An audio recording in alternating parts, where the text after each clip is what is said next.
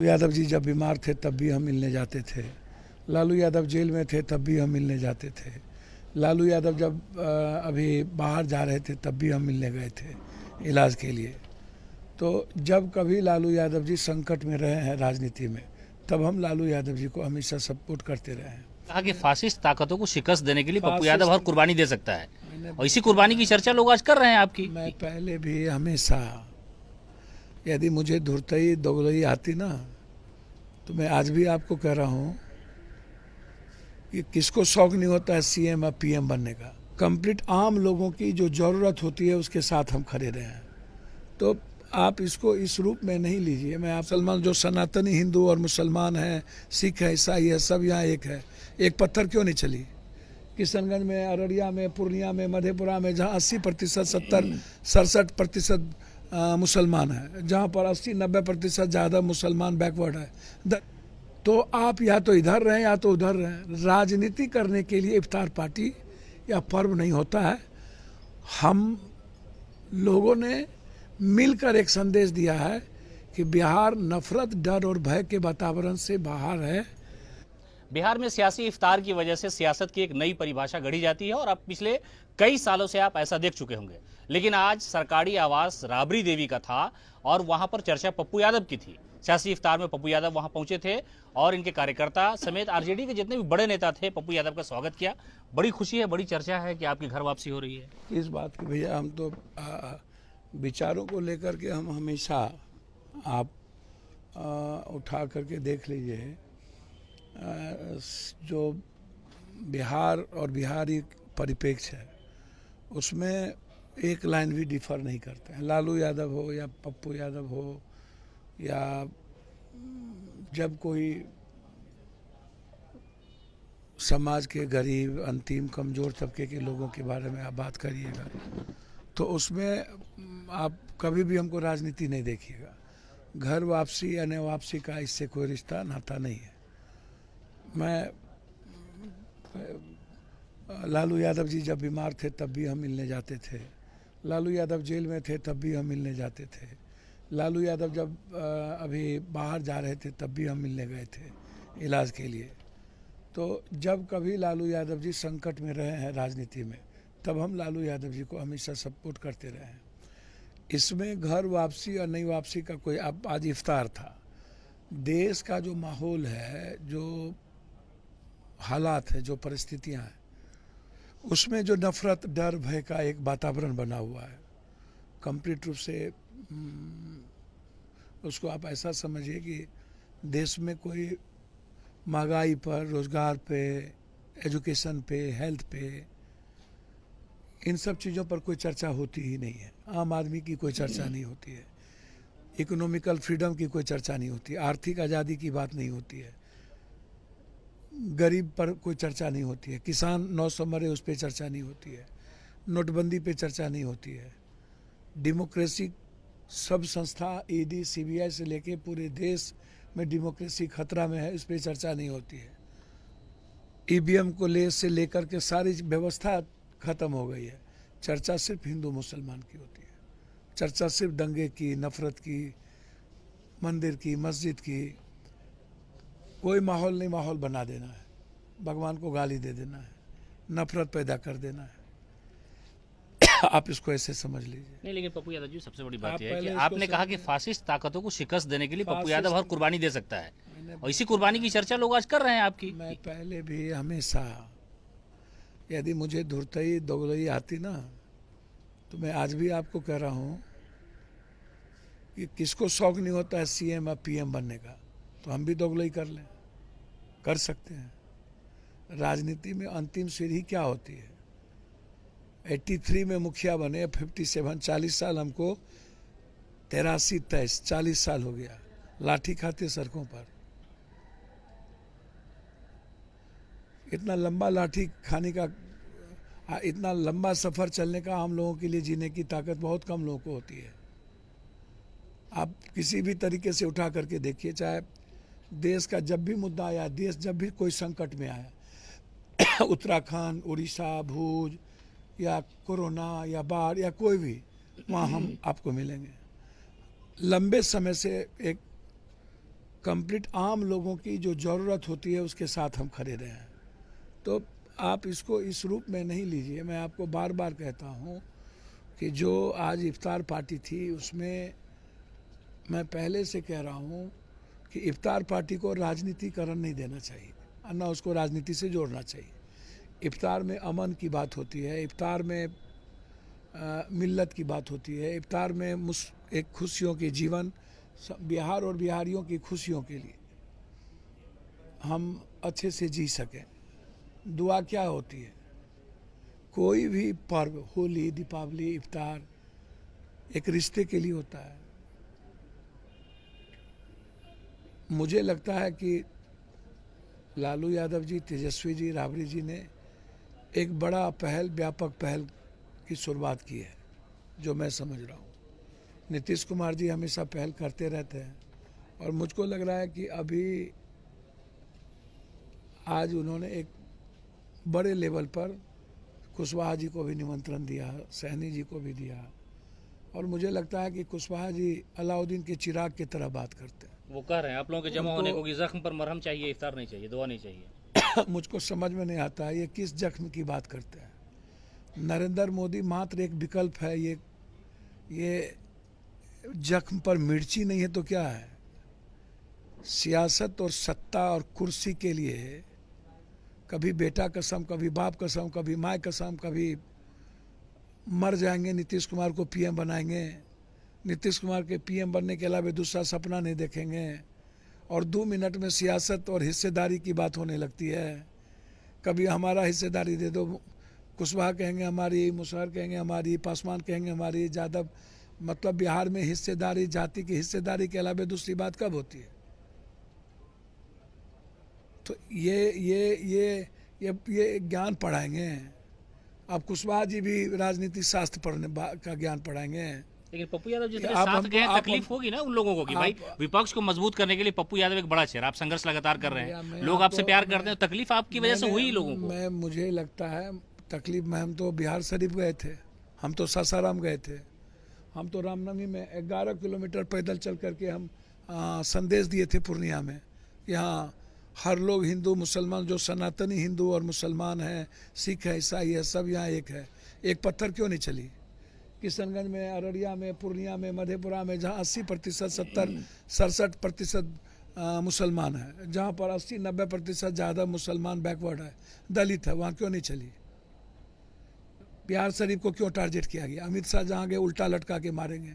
आप आके कभी विशेष विशेष पैकेज की बात नहीं करते हैं। आप आकर के मनरेगा का पैसा रखे हुए हैं, उसकी बात नहीं करते हैं। आप जीएसटी का पैसा बिहार को नहीं देते हैं, उसकी बात नहीं करते हैं। आप बंद पड़े फैक्ट्री की बात नहीं करते हैं। आप सीमांचल गए, हिंदू मियाँ किए, वहाँ पर आप 5,000 करोड़ रुपया नरेंद्र मोदी गज के आया था बाढ़ के लिए, वो 1 रुपया नहीं मिला। आप वहाँ का सबसे ज़्यादा पलायन करता है सीमांचल, मिथिलांचल में, कोसी में, आप उसकी बात नहीं किए। आप मखान और मकई पर आधारित बात नहीं किए। आप वहाँ जाके गाली गलौज करके आए। आप सासाराम और बगल में, बिहार शरीफ के बगल में हिसुआ है, हिसुआ के बगल में नालंदा आता है। आप हिसुआ आने के क्रम में 2 दिन पहले आपने दंगा करवा दिया। बजरंग दल और विश्व हिंदू परिषद आका है क्या? ये ठेकेदारी लिए हुए हैं भगवान के। राम, पप्पू यादव का, हम राम के कैरेक्टर से मैं जीता हूँ, कृष्ण के कैरेक्टर से मैं जीता हूँ, बुद्ध के कैरेक्टर से मैं जीता हूँ, वाल्मीकि के कैरेक्टर से मैं जीता हूँ। शिव का आचरण और चरित्र मुझको पता है। मोहम्मद साहब के चीज़ों से मैं जीता हूँ। आम आदमी मानवता क्या होती है पप्पू यादव को पता है। ये बजरंग दल और विश्व हिंदू परिषद को क्या पता है राम के बारे में? राम के बारे में इनको जानकारी। राम, पहले लाल झंडा होता था, लाल झंडा से केसरिया आ गया। पहले लाल पर राम होते थे, राम के बगल में सीता, लक्ष्मण, हनुमान होते थे। भरत और शत्रुघ्न, जामवंत भी होता था। तो जामवंत गायब, भरत गायब, शत्रुघ्न गायब, सीता गायब, लक्ष्मण गायब, अब रामो गायब। अब मोच दाढ़ी वाला हनुमान को ला के रख दिए। ये कहिया हनुमान जी मोच दाढ़ी में थे? कहाँ से ये प्रायोजित हुआ, बाय प्रोटेक्टेड हुआ इतना अरबों रुपया? कब हम लोग का बाप दादा तलवार भाला लेके निकलता था? और मैं सरकार से पूछना चाहूँगा कि जब आचार संहिता लगी हुई थी सासाराम में, एमएलसी का चुनाव था, तो कैसे आपने जुलूस निकालने का इजाज़त दे दिया? पप्पू यादव गए तो बोले आचार संहिता है, नहीं जा सकते। आपने कैसे दिया? जब सरस्वती पूजा दुर्गा पूजा में ये अति बजाने का डीजे बनाने का आदेश नहीं है, तो फिर आपने रामनवमी में डीजे बजाने का आदेश कैसे दिया? और वो कैसेट नफरत वाला, वो कैसेट, एक ही कैसेट सब जगह, एक ही तलवार सब जगह, एक ही झंडा सब जगह। मोज दाढ़ी में कब हनुमान हो गए? और लाल से केसरिया कब हो गया? और पहली बार अब तो डर लगता है पर्व में, मेला में जाने में, लगता है बच्चे की मौत ना हो जाए। होली में डालने में, निकलने में डर लगता है, दीपावली में निकलने में डर लगता है। तो सवाल 8 दिनों तक दंगा रह गया भाई। बिहार शरीफ में जहां के हमारे मुख्यमंत्री हैं, और 24 साल 26 साल वाला उचक्के सब दंगा कर दिया। कैसे? जिंदा रहने का राइट है क्या? किसी जाति को गाली दोगे और किसी जाति को तुम नफरत पैदा करोगे, हम जीने देंगे? हम जिस दिन आएंगे आप उल्टा लटका दीजिएगा अमित शाह की। उल्टा लटका देंगे। अपराधियों को उल्टा लटका देने का क्या मतलब? जो दंगा पैदा करेगा, समाज को तोड़ेगा, किसी जाति को गाली देगा, उसको जीने का राइट है। ये बिहार है, अमित शाह की तरह जो उसकी भाषा है ना, यहाँ बिहार के लोग चूड़ी पहन के नहीं बैठा है। ये गुजरात नहीं है। हम गुजरातों में जाकर इससे लड़के आए। जब एक एक बिहारी को मार रहा था तब लड़ने गए थे। हमको बोला मार देगा, हमने कहा औकात है तो मार के दिखा देना। बिहार हमेशा अमन का संदेश दिया है। बिहार कभी भी नफरत पैदा नहीं किया। किसी जात के लोगों ने यहाँ नफरत, रियल में, मैं दिल से कह रहा हूं, मुट्ठी भर विश्व हिंदू परिषद, बजरंग दल और आरएसएस के गुंडों ने माहौल खराब करता है। अच्छा, एक आखिरी सवाल पप्पू यादव, गर्म जोशी से तेजस्वी यादव ने आपका स्वागत किया, तस्वीरें सोशल मीडिया पर वायरल हो गई, पूरी इंडिया में चर्चा हुई, पप्पू यादव राबड़ी आवास पहुंचे हैं, बात हुई है कहाँ से चुनाव लड़ेंगे या गठबंधन तय हो गया है? हमको तो समझ में नहीं आता है। अपने मियाँ मिट्ठू, हमको सला अपने पता नहीं है कि हम कहाँ से चुनाव लड़ेंगे। पूर्णिया से लड़ें कि मधेपुरा से लड़ें कि सुपौल से लड़ें कि कहीं और से लड़ें, कुछ भी पता नहीं है कि कहाँ से लड़ेंगे, किसको दुख दें, किसको दुख नहीं दें। आप बार बार मैं कहता हूं कि एक संदेश था बिहार से 14 करोड़ लोगों के द्वारा पूरे देश को कि लोकतंत्र और संविधान की रक्षा के लिए सबको एक होना चाहिए। सारा विपक्ष 2024 के बाद ये संविधान को भी खत्म करेगा, आरक्षण को भी खत्म करेगा, ओबीसी दलित राजनीति को खत्म करेगा, अमेरिका के तर्ज पर राष्ट्रपति चुनाव प्रणाली कर देगा, अमेरिका के तर्ज पर। ये आप समझ लीजिए, ये पूरे के पूरे देश की डेमोक्रेसी को खत्म करने की तैयारी कर रहा है। तो 24 के पहले पप्पू यादव जैसे लोगों की क्या राय हो सकती है? हम एक साधारण सा आदमी हैं, हमारी कोई औकात नहीं है। मैं आग्रह ही कर सकता हूं देश के विपक्ष से, यदि सही माने में आप जिंदा रहना चाहते हैं बाबा साहब अम्बेडकर की ग्रंथ को, जो गीता, कुरान, बाइबिल सब कुछ है, जो आम आदमी के लिए, गरीब और कॉमन आदमी के लिए जस्टिस है, जिसमें जीने के पूरे हमारी ऊर्जा है, उसको बचाना चाहते हैं और भारत की डेमोक्रेसी को बचाना चाहते हैं और ओबीसी दलित की राजनीति जिंदा रखना चाहते हैं, तो आप सबको बिना किसी पीएम सीएम के, बिना कौन पार्टी का पीएम सीएम बनेगा, ये सवाल छोड़ के और 2 कदम पीछे चल के हमको आगे आना पड़ेगा।